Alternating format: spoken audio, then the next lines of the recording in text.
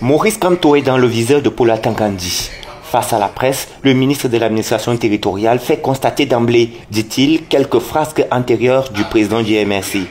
Non seulement il a boycotté les élections, mais il a tenu une conférence de presse pour justifier le bien fondé de sa décision de boycotter le double scrutin du mois de février 2020. Il avait lui-même déclaré qu'il ne pourra pas participer à l'élection présidentielle de 2025 et que ses partisans ne pourront pas siéger au Sénat. Plus tard, cet homme politique, fidèle à sa logique de désordre, a fait notre point de presse où il dit, je cite, « En 2025, s'ils essayent, ce qui arrivera va arriver. Tout va se gâter et les survivants vont arranger le pays. » Aussi dénonce-t-il les plaintes successives contre l'ECAM. Plus grave, il appelle ses partisans à la révolte populaire si le scrutin n'est pas organisé à son goût. Récemment, il a même indexé les services de sécurité et l'ECAM, insinuant une intention d'enrôler des étrangers dans le fichier électoral national.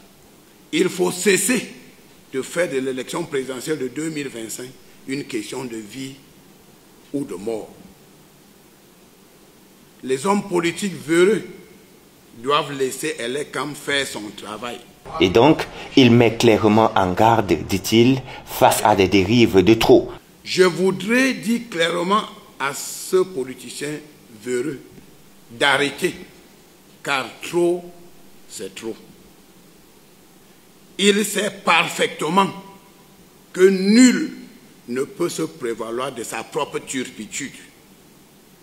Chacun doit désormais avoir l'honnêteté intellectuelle d'assumer ses décisions et ses choix politiques.